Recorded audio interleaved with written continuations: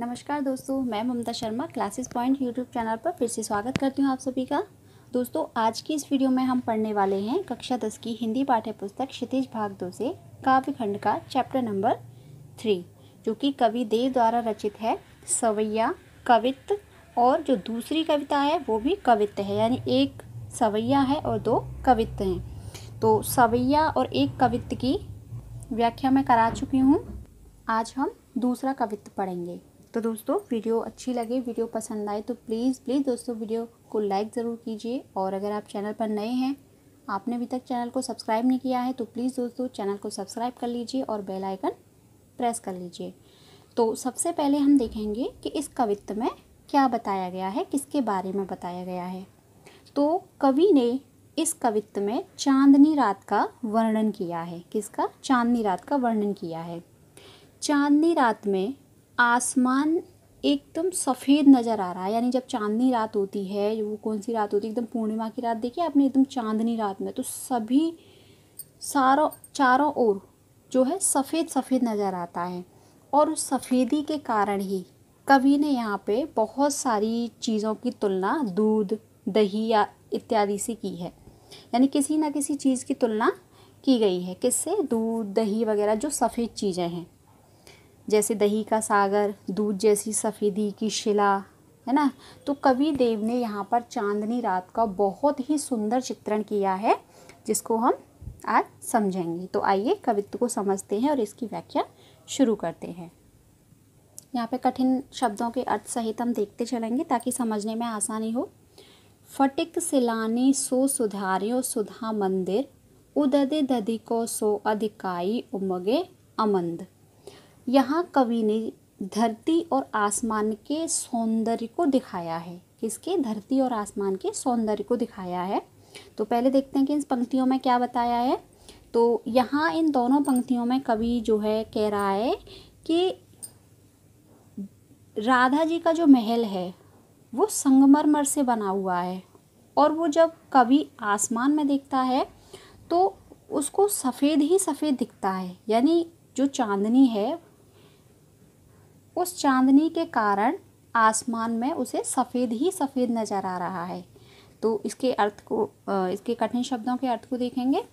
फटिक, फटिक यानी संगमरमर, सिलानी यानी शिला यानी पत्थर, सो यानी वह, सुधार्यो यानी बना हुआ है, सुधा यानी यहाँ राधा जी के लिए प्रयोग हुआ है, राधा रानी, मंदिर यानी महल, उददे यानी समुद्र, दधि यानी दही, अधिकाई यानी अत्यधिक, उमगे यानी उमड़ना, हिलोरे लेना, अमंद यानी तेजी से, मंद यानी धीमा, अमंद यानी जो तेजी से। तो समझेंगे। सुधा मंदिर यानी राधा जी का महल संगमरमर के पत्थर से बना हुआ है, यानी राधा जी का महल संगमरमर के पत्थर से बना हुआ है, सुधारो यानी बना हुआ है। उददे दधि यानी दही का समुद्र। और जब कवि आसमान में देखता है, यानी कवि कह रहा है कि जब वह आसमान में देखता है तो ऐसा लगता है जैसे उददे दधि यानी दही का समुद्र, अधिकाई यानी अत्यधिक, अमंद यानी तेजी से, उमगे यानी उमड़ रहा हो, उछल रहा हो, अर्थात हिलोरे ले रहा हो। तो ऐसा लगता है कि जैसे दही का समुद्र अत्यधिक तेजी से हिलोरे ले रहा हो, यानी उछल रहा हो। तो दोनों लाइन का अर्थ एक बार फिर से समझेंगे कि राधा जी का महल संगमरमर के पत्थर से बना हुआ है, और कवि जब आसमान में देखता है तो ऐसा लगता है जैसे दही का समुद्र, उददे यानी दही, उददे यानी समुद्र, दही का समुद्र अत्यधिक तेजी से यानी बहुत तेजी से हिलोरे ले रहा हो। तो दोस्तों, उम्मीद करती हूँ आपको समझ में आ रहा होगा। बहुत आसान है, बहुत धीमे धीमे करा रही हूँ मैं, तो कोई कठिनाई नहीं है, समझने की कोशिश कीजिएगा बस। अगली पंक्तियाँ देखते हैं। बाहर ते भीतर लो, भीति न दिखाए देव, दूध को सो फेन फैलियो आंगन फरस बंद। बाहर ते भीतर यानी बाहर ते यानी से, बाहर ते भीतर यानी बाहर से भीतर, लो यानी तक, बाहर से भीतर तक, भीत यानी दीवार, न दिखाए यानी नहीं दिखाई देती। देव यानी देव, कवि अपने लिए प्रयोग किया है कवि ने, तो यानी कवि देव कह रहा है। दूध को सो फेन फैलियो, फेन यानी झाग, फैलियो यानी फैला हुआ है। आंगन यानी जो राधा जी के महल का जो आंगन है। फरसबंद यानी जो कालीन, हम जो चटाई वगैरह बिछाते हैं, कालीन बिछाते हैं। तो इन दोनों पंक्तियों में राधा जी के महल के बारे में बताया गया है कि उनके जो महल में बाहर से भीतर तक कुछ दिखाई नहीं देता। जैसे एक जो दो बल्ब देखे होंगे आपने, हम जो नॉर्मल बल्ब जलाते हैं तो उसमें आर पार हम देख सकते हैं, लेकिन जो एक दूधिया बल्ब होता है ना, उसके आर पार हम नहीं देख सकते। जो कलर में भी आते हैं, कोई रेड आता है, येलो आता है, तो एक वाइट वाला दूधिया बल्ब भी आता है, एक मतलब एलईडी टाइप का, तो उससे हम आर पार नहीं देख सकते। तो ऐसे ही कवि कह रहा है कि राधा जी के महल में जो है बाहर से भीतर तक कुछ दिखाई नहीं देता। और राधा जी के जो महल का कालीन है, ऐसा लगता है कि दूध का फेन फैला हो। तो इन दोनों का अर्थ देखेंगे कि कवि देव, देव यानी यहाँ देव अपने लिए प्रयोग किया है कवि ने, तो कवि देव राधा के महल के बारे में बता रहे हैं कि जो राधा जी का महल बना है उसमें बाहर से अंदर तक की दीवारें, समझने की कोशिश करेंगे कि कवि देव राधा जी के महल के बारे में बता रहे हैं कि जो राधा जी का महल बना है उसमें बाहर से अंदर तक की दीवारें नज़र नहीं आ रही, यानी बाहर से अंदर तक की दीवारें नज़र नहीं आ रही हैं। और राधा जी के महल में कालीन बिछा हुआ है, वह बिल्कुल दूध के झाग की तरह लग रहा है, अर्थात यानी दूध के झाग का कालीन बिछा हुआ है। ऐसा लग रहा है कि दूध के झाग का कालीन बिछा हुआ हो। अगली पंक्तियां देखेंगे। तारा सी तरुणी तामे ठाड़ी झिलमिली होत, मोतिन की ज्योति मिलियो मल्लिका को मकरंद। तारा सी यानी तारों के समान, तरुणी यानी युवा स्त्री, तामे यानी वहाँ, ठाड़ी यानी खड़ी हुई है, झिलमिलाती होती यानी चमकती हुई, मोतिन की ज्योति यानी मोतिन को प्रकाश, मिलियो यानी मिलता है, मल्लिका एक फूल है, मकरंद यानी खुशबू, वैसे फूलों का रस होता है लेकिन यहाँ खुशबू प्रयोग करेंगे। तो अभी यहाँ राधा जी के महल के बारे में बात हो रही थी कि राधा जी के महल में जो दीवारें हैं उसमें बाहर से राधा जी के महल में बाहर से भीतर तक की दीवारें दिखाई नहीं देती। और राधा जी के महल का जो कालीन है, ऐसा लग रहा है उस पर दूध का झाग फैला हो, दूध के झाग जैसा लग रहा है वो कालीन। तो आगे कह रहा है कवि कि राधा जी, तरुणी यानी युवा स्त्री होती है, लेकिन यह राधा जी के लिए आया हुआ है। तो राधा वहाँ खड़ी हुई है, कहाँ? आंगन में। तो राधा वहाँ खड़ी हुई है, तामे यानी वहाँ, राधा वहाँ खड़ी हुई तारों के समान झिलमिला रही है। तरुणी यानी युवा स्त्री यानी राधा के लिए आए, राधा वहाँ ठाड़ी यानी राधा वहाँ खड़ी हुई तारों के समान झिलमिला रही है यानी चमक रही है। मोतिन की ज्योति मिलो, और राधा जी की वजह से ही मोती को ज्योति मिलती है, यानी ज्योति यानी प्रकाश। राधा जी के कारण ही, राधा जी की चमक के कारण ही मोतियों को प्रकाश मिलता है। और मल्लिका एक फूल का नाम है, मल्लिका फूल को खुशबू मिलती है।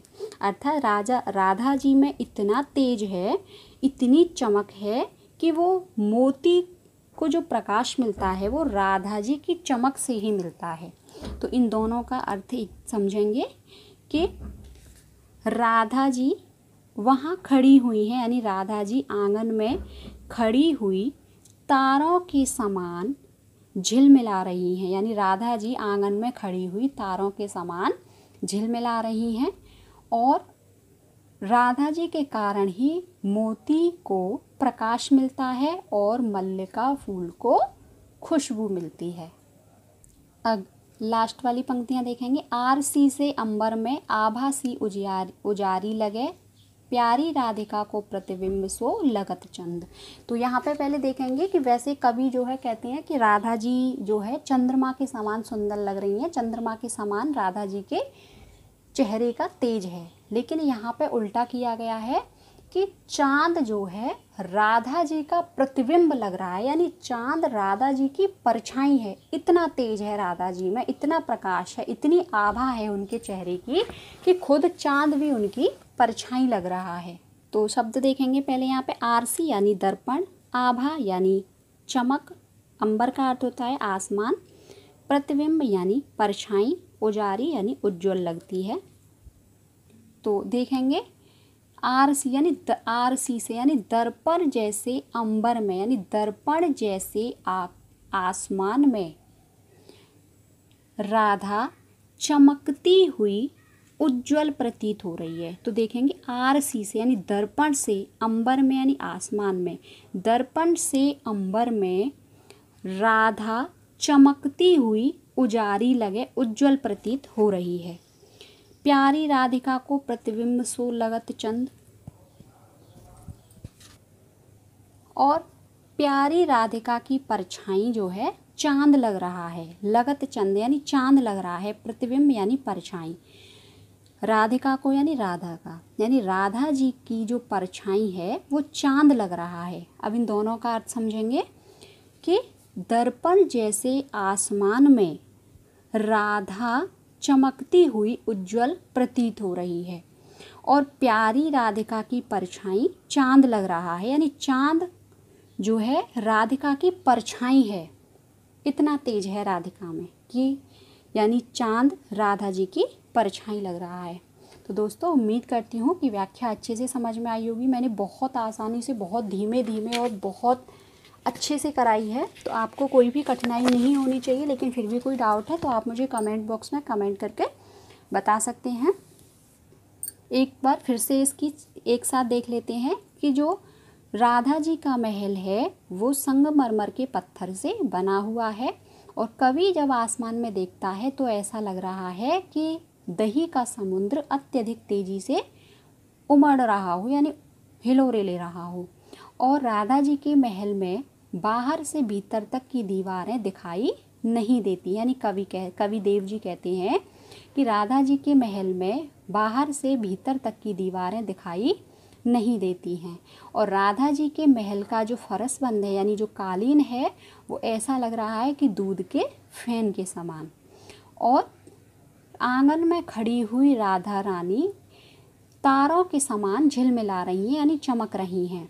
और राधा जी के तेज के कारण ही मोतियों को प्रकाश मिलता है और मल्लिका फूल को खुशबू मिलती है। और आरसी से यानी दर्पण जैसे आसमान में राधा चमकती हुई उज्ज्वल लग रही हैं, और प्यारी राधिका का प्रतिबिंब चांद लग रहा है, यानी चांद जो है राधिका की परछाई लग रहा है। तो दोस्तों उम्मीद करती हूँ आपको व्याख्या अच्छी लगी होगी, व्याख्या पसंद आई होगी। तो प्लीज़ दोस्तों फिर से कहना चाहूँगी कि अगर आपको व्याख्या अच्छी लगी हो तो प्लीज़ वीडियो को लाइक ज़रूर कीजिए, और आप चैनल पर नए हैं, आपने अभी तक चैनल को सब्सक्राइब नहीं किया है, तो प्लीज़ दोस्तों चैनल को सब्सक्राइब कर लीजिए और बेल आइकन प्रेस कर लीजिए। और मैंने इस चैप्टर के क्वेश्चन आंसर भी कराए हैं एनसीईआरटी वाले, तो इसका लिंक मैं डिस्क्रिप्शन बॉक्स में दे दूँगी। वैसे मैंने पहले वाले कवित्त में और सवैये में क्वेश्चन आंसर का लिंक दे रखा है, तो आप जाके देख सकते हैं। वैसे इस वीडियो में भी डिस्क्रिप्शन बॉक्स में मैं इसका लिंक दे दूँगी, तो आप देख सकते हैं। तो दोस्तों मिलते हैं अगली वीडियो में, तब तक आप अपना ध्यान रखिए, स्वस्थ रहिए, टेक केयर, बाय बाय।